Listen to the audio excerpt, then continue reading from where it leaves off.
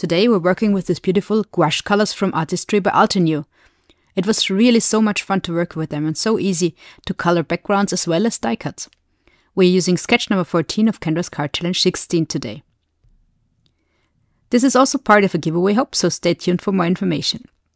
My name is Julia and I'm an enthusiastic card maker and paper crafter from Austria. Welcome to my channel, Julie's Kreativschatzkiste. Today I'm going to try something different. I'm going to craft and talk at the same time. Not sure if that works, let's see how it goes. So today we're making a video with this Artsy by Altenew gouache set. And as you see, the colors are really beautiful. I especially love all these teals and blues. And I'm really looking forward to using them today.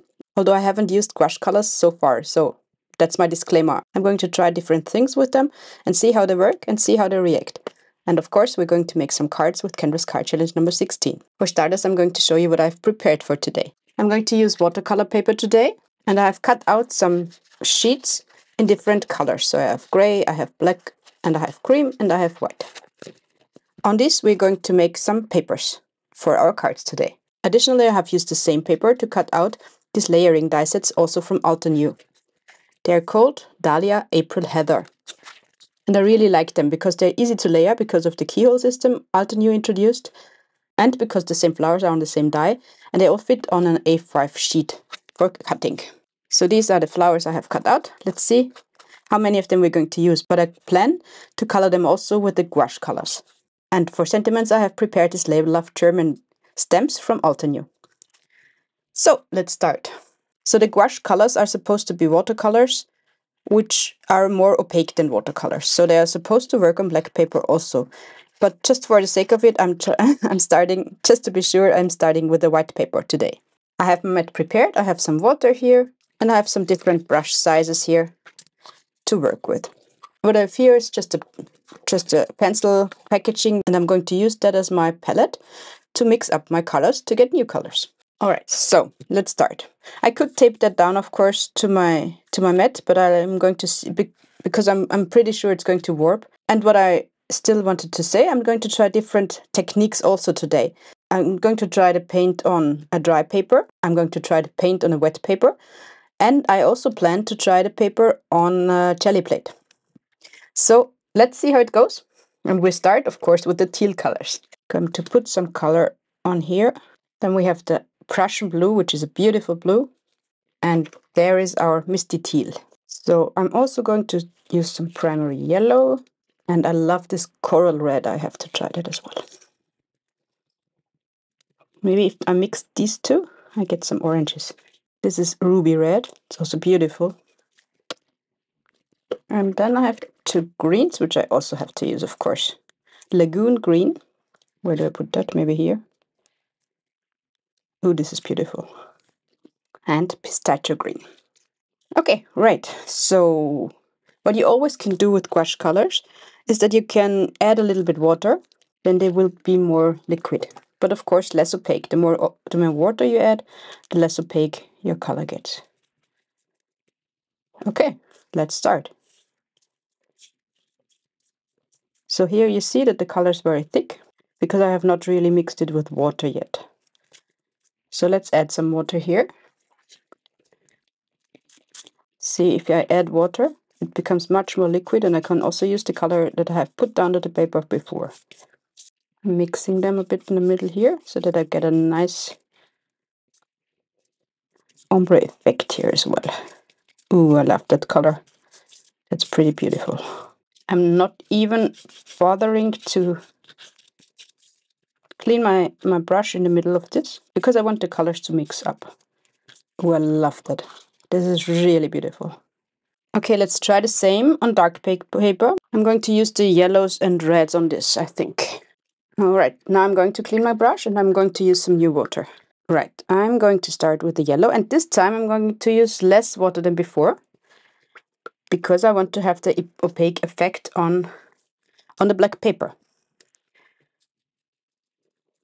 So I start with the yellow. And I'm already seeing that I'm going to need much more of the color out on my palette. But you see, it's very opaque. You can see that it's yellow. Let's make it really opaque at the edge. And then maybe add a little bit more water to see how it reacts there. Adding some of the coral.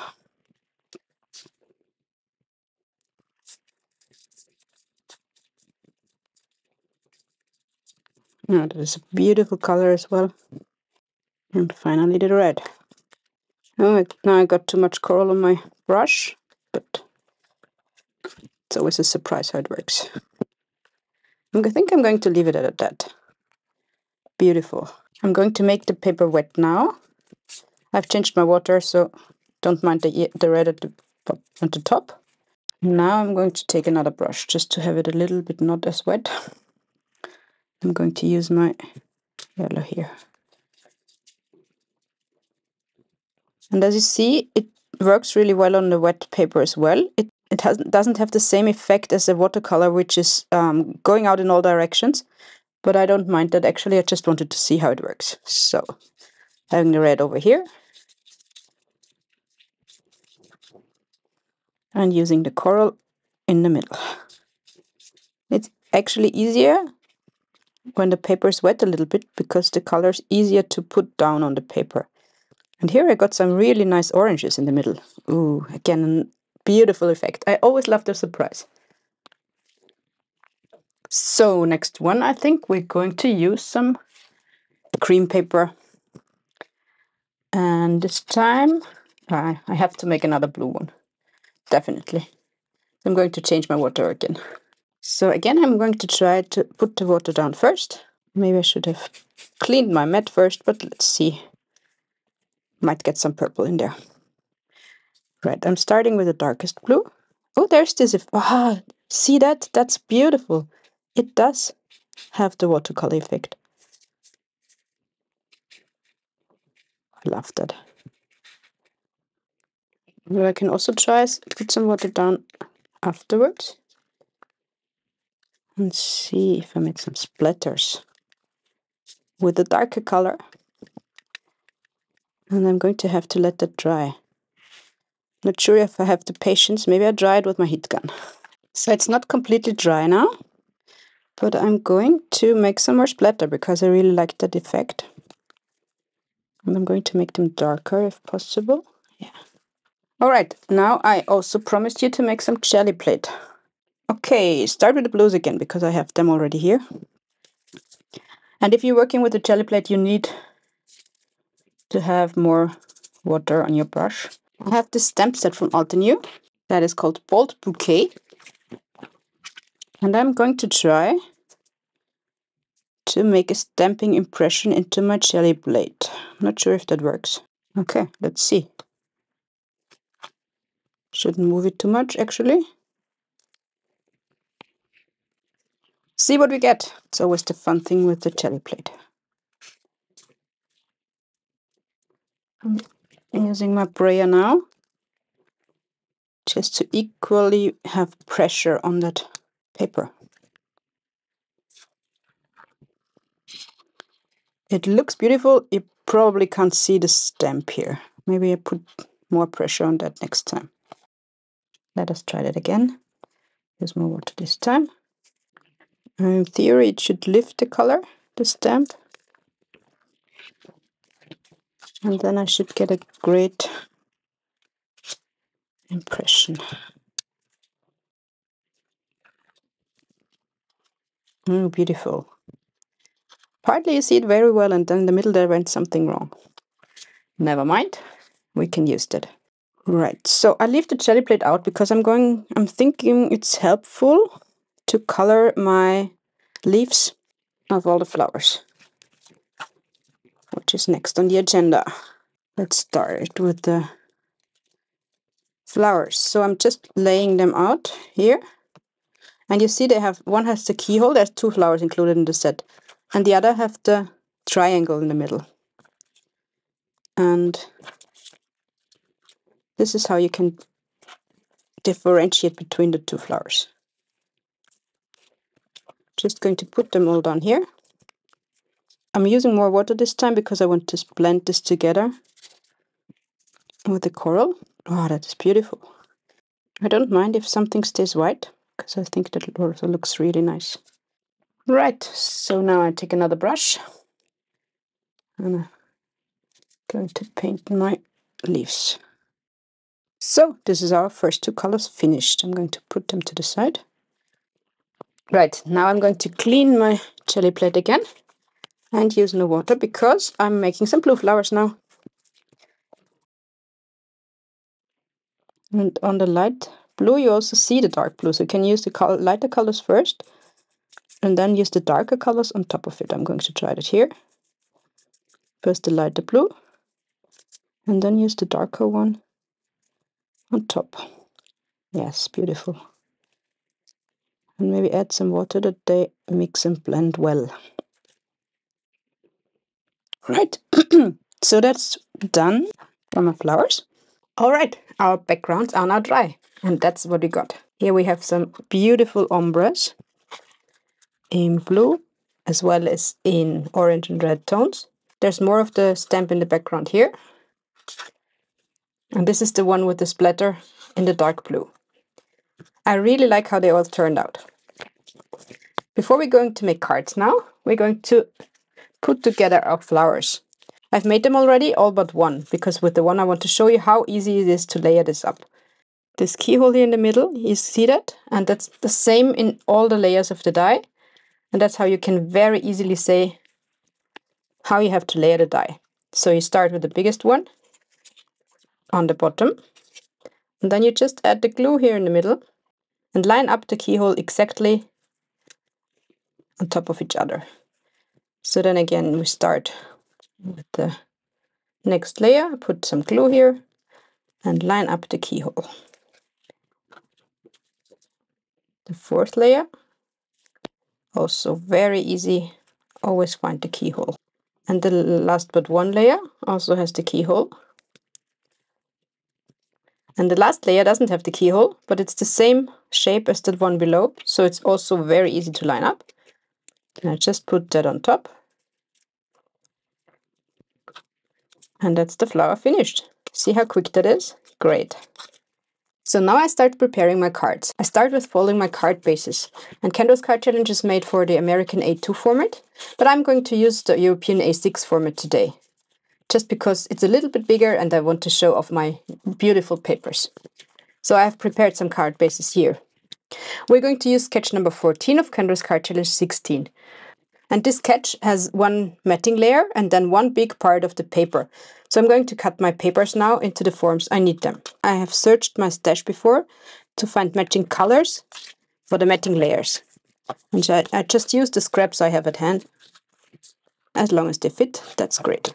So now I have cut all my matting layers in the right size. And the next thing I'm going to do is cut my papers into the size I want them. It's a little bit different than the sketch measurements you have given on your cutting template because I'm going to use the A6 format, as I said. So I'm going to cut them a little bit bigger than it says on the sketch. So while you watch me cutting down all these papers, I can tell you more about Kendra's Card Challenge. Kendra's Card Challenge is a free quarterly challenge where Kendra, from the YouTube channel Cards by Kendra, provides you with a free PDF that you can download. The link for the download is in my description box, and you have to join Patreon, but you have to just give your email address, nothing more, it's completely free. If you download the PDF, you get the 15 unique sketches that can be made out of 6 sheets of 6 by 6 inch patterned paper. And beside the sketches, you also get a cutting template for cutting all this patterned paper down. And it's really fun, and you can also win prizes.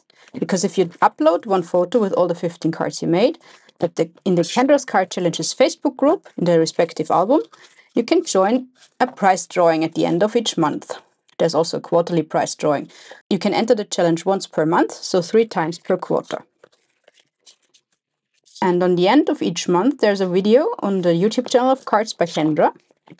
And there is the prize drawing, and you should really watch that video because you have to claim your prize if you're one of the winners. There are also a lot of paid options for Kendra's Patreon, and I really encourage you to check them out as well, because that's the possibility for Kendra to keep the challenge free for all. And there are great perks with the paid tiers as well, like a mystery card kit sampler or a mystery card kit, or also the access to past challenges if you just want to repeat one of them. So I really encourage you to check that out as well. So now we're finished with the cutting. And by the way, I save all that strips because I can use them for some other card. We still have the sentiments left. And as I said, I'm going to use the Label of German from Altenew. So I've gone ahead and cut out the sentiments. Now we have everything we need for our cards. I'm going to arrange them here now. And while you watch me arranging the cards and putting together the right matting layers with the right papers, I can tell you that this video is part of a giveaway hub. And there's a playlist linked in my description box. And in the playlist you find the other videos, which are also participating by my design team colleagues. I can really encourage you to watch all the videos, because I'm sure you get great inspiration there as well. And we're all working with the beautiful gouache paints from Altenew. If you want to win in this giveaway hub, that's pretty easy, because there's a form linked in my description box, and you just have to fill in the form in order to enter the prize drawing. And the details, as well as the deadline, is given in my description box as well. So that's pretty easy, and I wish you all good luck. So now I'm using my flowers, and I always just push up the leaves a little bit so that I get dimension into it. The sketch says that I can put any shape on the right side, on the right lower side of the card. I will glue that together first now, and then I will add my leaves, because I'm going to put the flowers in foam tapes, and that way I can always add the leaves later. So for this card, I don't put the flowers here on the right side as the sketch says, because I have this beautiful stamp part here, so I put it there where there's just a blotch and the stamp didn't catch the paint there. Alright, so now I put together all my cards. 7 cards it is. I think they turned out really beautiful. I have to still add the sentiments and the leaves I have colored before. And I'm going to add them now with glue directly onto the card. So this is the way I'm going to arrange my sentiments, and I'm going to glue them down now. Okay, so the only thing that's missing now is our leaves. And I'm first going to try to arrange them so that I can then glue them down as I like. So I really like it that way.